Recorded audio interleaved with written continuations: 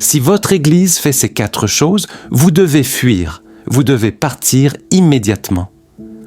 L'une des plus grandes erreurs que font les chrétiens est de penser que parce qu'une Église est grande et prospère, elle doit être pieuse. Le succès d'une Église n'a rien à voir avec la taille de son bâtiment ou de ses membres. Il a tout à voir avec son adhésion stricte à la Bible. Si votre Église se concentre trop sur l'une de ces choses, vous devez fuir maintenant pour trouver une Église qui écoute la Bible et qui craint Dieu. Le numéro 1 des églises Mega Prosperity. D'accord, je sais que cela peut ne pas bien se passer avec certaines personnes, mais attendez, vous remarquez ces tendances dans certaines églises aujourd'hui? Ces églises attirent de grandes foules parce qu'elles disent aux gens ce qu'ils veulent entendre plutôt que ce qu'ils ont besoin d'entendre. Elles se concentrent souvent sur le renforcement de l'estime de soi, l'enseignement de la création de richesses ou la définition des principes de prospérité. Normalement, il n'y a rien de mal à cela. Il n'y a rien de mal à enseigner la richesse et la prospérité aux enfants de Dieu. En fait, je le fais aussi. Cependant, le but fondamental d'une Église n'est pas de servir ses fins. Ce n'est pas de créer des millionnaires et des richesses matérielles. La mission première d'une Église est d'être une maison de prière, une avenue qui conduit les gens au salut dans Matthieu. 21:13, Jésus a déclaré qu'il est écrit que ma maison sera appelée une maison de prière, mais vous en avez fait une caverne de voleurs. Cette déclaration puissante souligne la sainteté voulue de l'Église et la contraste avec la profanation observée. Jésus n'a pas appelé sa maison un lieu de divertissement ou un lieu de rassemblement laïque. Il a souligné la prière comme son activité déterminante. Si votre Église se concentre principalement sur la nourriture mondaine avec des enseignements de prospérité sans vous donner la direction spirituelle si nécessaire pour maintenir et protéger votre salut, courez, car comme Jésus l'a averti, si quoi que ce soit vous fait perdre votre salut, vous devez le couper. Numéro 2, les églises du mouvement Seeker Friendly. Cette tendance a commencé avec le mouvement Seeker Friendly ou Seeker Sensitive dans les années 90, qui visait à attirer les gens, en particulier les non-croyants, en adoptant des styles plus contemporains.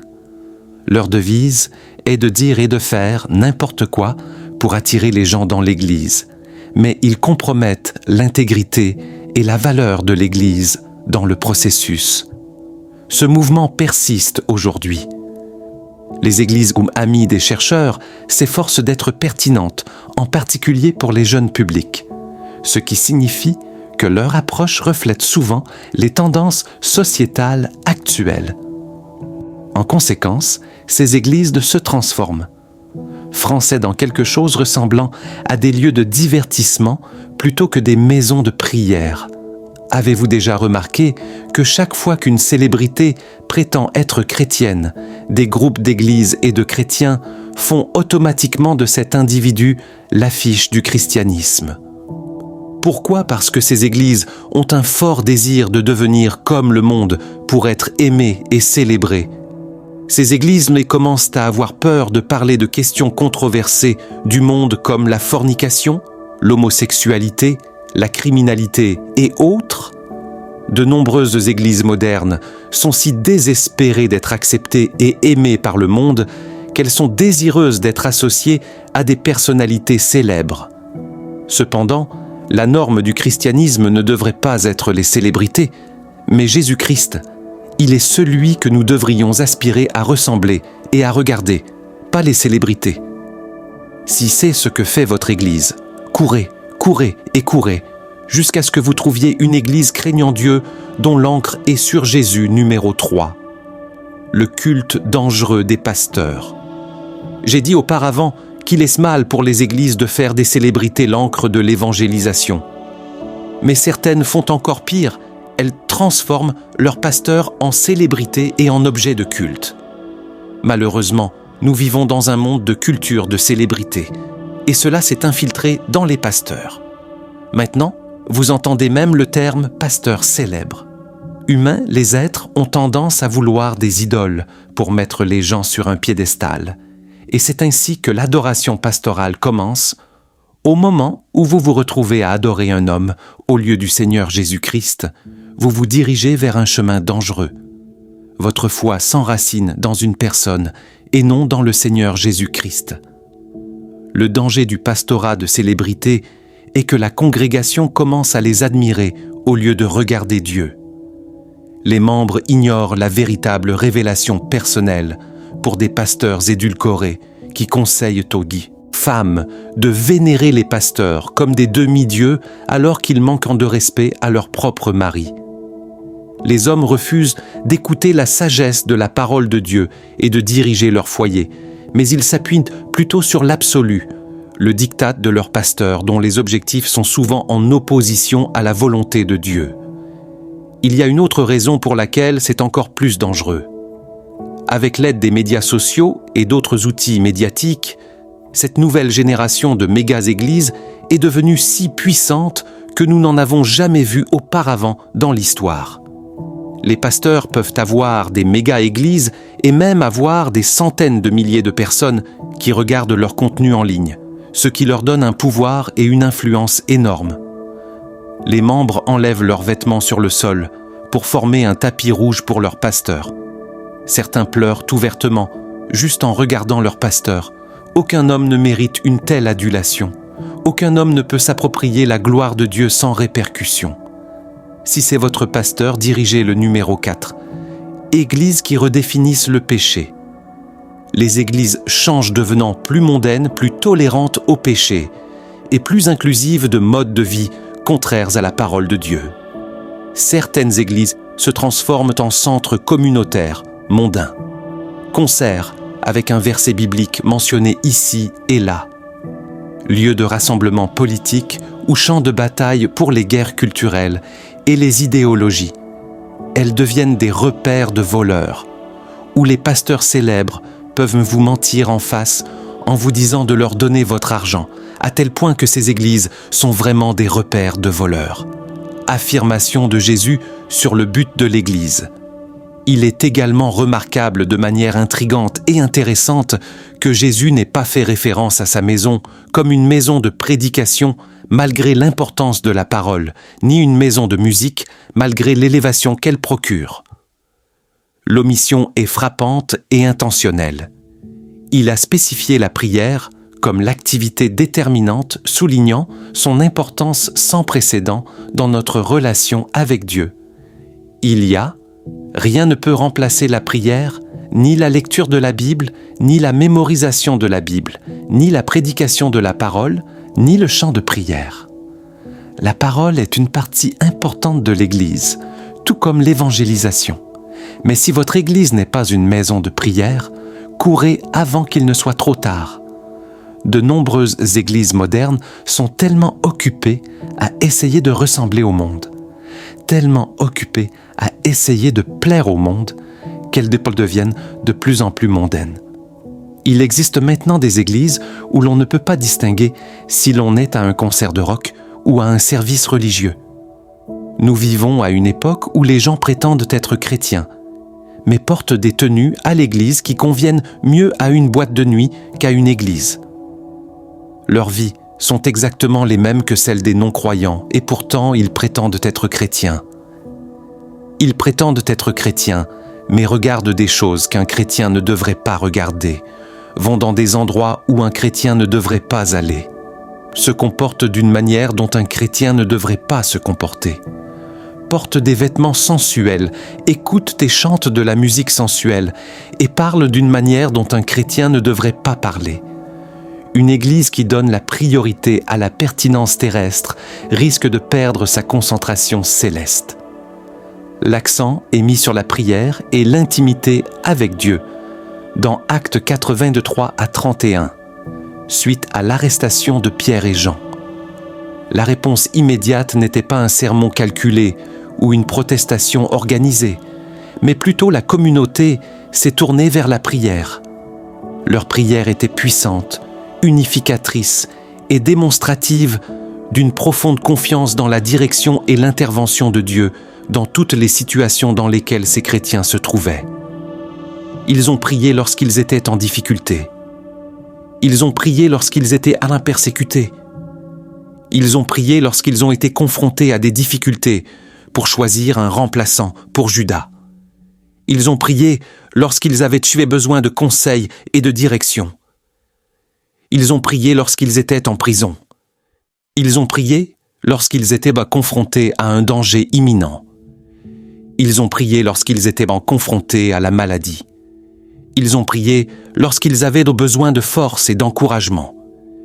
Ils ont prié lorsqu'ils prenaient des décisions importantes. Ils ont prié qu'ils comprenaient et chérissaient la parole de notre Seigneur Jésus-Christ. Ma maison sera une maison de prière. Il en va de même pour vous en toute chose. Priez. La prière est une véritable forme de culte. Pourtant, nous fréquentons les églises et vivons des modes de vie qui n'incluent qu'occasionnellement la prière. Je suis désolé, mais je suis gêné par l'état de certaines églises à travers ce pays. C'est un appel à chacun d'entre nous. En quoi avons-nous transformé la maison de Dieu? Parce que nous manquons de constance dans la prière. Nous manquons de courage pour dire la vérité. Peuple de Dieu, appelons un chat, l'adultère et l'adultère, la fornication et la fornication, l'immoralité sexuelle et l'immoralité sexuelle. Une église qui prie ne crée pas une atmosphère propice au péché, mais dans une église qui ne prie pas, le péché prospère. Dans cet environnement, le péché vit dans cet environnement. Nous ne pouvons pas séparer le christianisme et la prière. Actes 2, 1-4 décrit le jour de la Pentecôte. Et quand le jour de la Pentecôte fut pleinement venu, ils étaient comptés tous d'un commun accord au même endroit. Et soudain, il vint du ciel un bruit comme celui d'un vent impétueux, et il remplit toute la maison où ils étaient assis. Et des langues semblables à des langues de feu leur apparurent, et se posèrent sur chacun d'eux. Et ils furent tous remplis du Saint-Esprit, et commencèrent à parler en d'autres langues, selon que l'Esprit leur donnait de s'exprimer. Ce message ne concerne pas seulement les bâtiments physiques de l'Église, mais s'applique également à nos cœurs, selon 1 Corinthiens 6, 19. Votre corps est le temple du Saint-Esprit. Le premier temple à purifier est votre propre cœur. Avez-vous permis à des désirs ou des impulsions que Dieu désapprouve d'entrer dans votre vie? Il est temps de les purifier de votre cœur, et votre vie devrait être consacrée à la prière. Comme il est dit, de prier sans cesse. Dieu se réjouit de répondre aux prières. Il y a une joie immense à recevoir. Une réponse de l'être le plus puissant de l'univers, affirmant qu'il écoute et répond. Dieu répond toujours aux prières et communique avec son peuple en tant que membre du corps du Christ. Nous devons revenir à une vie de prière favorisant une relation authentique avec Dieu. Prenez le temps de communier régulièrement avec le Seigneur, que ce soit pendant un trajet pour aller au travail, avant un examen ou avant une journée importante. Parlez à votre Sauveur et maintenez un dialogue continu avec Dieu tout au long de vos activités quotidiennes. La Bible enseigne un monde spirituel très réel. Nier la réalité du monde spirituel, c'est nier la Bible elle-même. Nier la réalité du monde spirituel, c'est rejeter les instructions de l'apôtre Paul dans Éphésiens 6-12. Car nous n'avons pas à lutter contre la chair et le sang, mais contre les dominations, contre les autorités, contre les princes de ce monde de ténèbres, contre les esprits méchants dans les lieux célestes. S'il y a un groupe de personnes qui devraient comprendre le monde spirituel, c'est chrétiens. Mais si vous fréquentiez l'Église moderne, vous pourriez croire que les démons n'existent plus. La Bible n'a jamais dit cela. La Bible n'évite jamais ce sujet. Mais les églises modernes et les prédicateurs modernes évitent ce sujet. En effet, ils vous prêcheront sur la façon de percer, de devenir riche et de réaliser vos rêves. Cependant, ils éviteront le sujet des démons, même s'il y a des gens qui vivent dans ce monde et qui font face à des esprits impurs et à des diables chaque jour de leur vie. Si votre Église évite de parler des principautés et des puissances, demandez-vous pourquoi si vous pouvez faire le changement, sinon courez. Pour conclure, quand je dis courez, je veux dire courez vers Jésus. Courez vers une Église qui reconnaît l'enseignement et la puissance au nom de Jésus. Le message principal est clarté, principal est clair. Tournez-vous vers Jésus. Si vous subissez une attaque démoniaque, tournez-vous vers Jésus. Si vous ne recevez pas de nourriture spirituelle de votre Église, tournez-vous vers Jésus. Il y a du pouvoir au nom de Jésus. Il y a de la victoire au nom de Jésus. Il y a du salut au nom de Jésus. Il y a de l'espoir et de la plénitude au nom de Jésus.